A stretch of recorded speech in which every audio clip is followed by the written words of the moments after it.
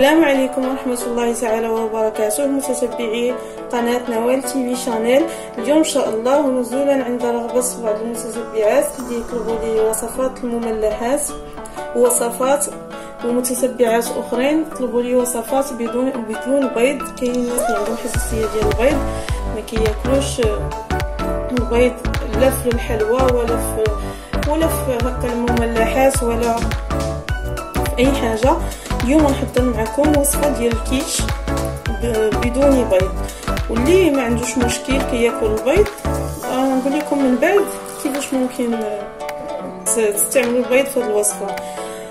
غنحتاج هنا عندي في الطحان طحنت بصله كبيره والربيع القزبر والمعدنوس، عندي علبه ديال الشامبينيون، عندي هنا تقريبا 300 غرام ديال صدر ديال الدجاج، وممكن تستعملوا دلادند، ممكن تستعملوا ايضا عوض الصدر ديال الدجاج كفته ديال البقري او دلادند، كفته اللحم او دلادند.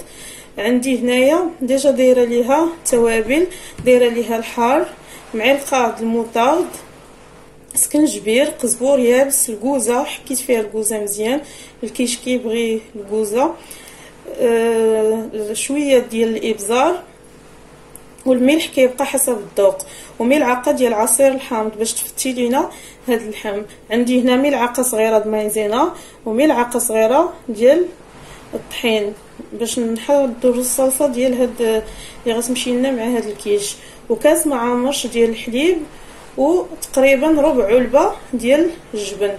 هاد الوصفه غتكفي ل5 20 كيش قالب لي من هذا الحجم، تقريبا 3.5 سنتيم في 3 سنتيم ونص في القطر ديالو. هذا عندي واجد. من بعد ان شاء الله نحضر معكم الوصفه ديال عجين الكيش المعتمده عندي. نبداو على بركه الله في طريقه التحضير. عملت الزيت تقريبا 3 معالق ديال زيت الزيتيه، عملت فيهم البصله مع الربيع يتشحروا، ونضيف قطع الدجاج. نسيت ما ذكرت لكم قبيله انه دايره حاطه معاه 3 الفصوص ديال الثوم زياده على التوابل اللي قلت لكم. نشحر هاد القطع ديال الدجاج حتى يطيبوا مزيان، انا مقطعاهم صغارين باش يطيبوا، نزيد نتفي عليهم يتفتوا اكثر من هكا يوليو الحجم ديالهم اصغر من هكا. غنضيف شويه الملح ونقلب الدجاج فيه حتى يطيب. ضفت شويه البهار وغنضيف العلبه ديال الشامبينيون اللي عندي من بعد ما طاب الدجاج. يتشكر شويه الشامبينيون يتمكن حتى هو بهاد التوابل.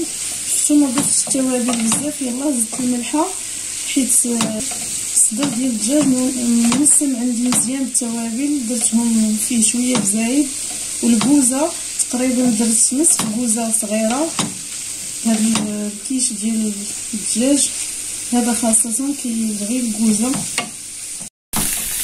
من بعد ما تشحر حتى الشامبينيون طاب الدجاج نعمل واحد الفراغ هنايا باش غنخدموا هذا الكيش اللي قلت لكم سريعين. غندير ملعقه عامره ديال الزبده، غنخدموا هاد الحشوه ديال الكيش.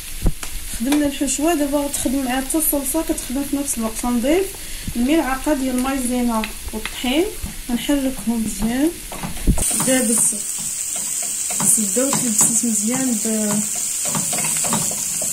بطحين ومايزينا. غنضيف الكاس ديال الحليب، كاس قلت لكم معامرش ديال الحليب، وغنحرك دابا مع الحشوه كامله حتى تختار ليا. هذه الحشوه فيها لاباغي كيش وكلشي، ما غاديش نديرو اباغي كيش اخر. هنا بهاد الملعقه ديال الزبده والطحين والمايزينا والحليب، وغادي نضيف دابا الجبن جبلي كي قلت لكم. ممكن عوض الجبن جبلي تضيفوا 3 القطع ديال الجبن مربعات، الربع ديال العلبه ديال الجبن كتجي تقريبا 3 معالق كبار.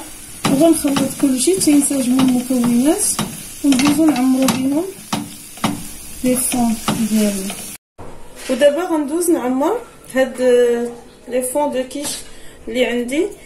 كيف ما قلت لكم هاد الحشوه هي بلا بدون بيض. الا بغيتو تضيفوا ليها البيض غتخليو هاد الحشوه حتى تبرد ودفا، وغتضيفوا ليها من 3 حتى 4 البيضات وتحركوا مزيان. علاش خصها تبرد؟ باش الا ضفتوا البيض دابا وهي ساخنه البيض غيطيب ليكم. داكشي علاش خصكم تخليوه حتى يبرد او يدفى مايل البروده. تطربوا 4 البيضات او 3 البيضات مزيان، طربوهم مزيان وتضيفوهم لهذا الخليط وتحركوه مزيان. عاد تبداو تعمروا به هاد لي فون. بسم الله. غنبدا ندير مقدار من هاد الحشوه، غنستمر بحال هكا تنعمر هاد لي فون اللي عندي كاملين.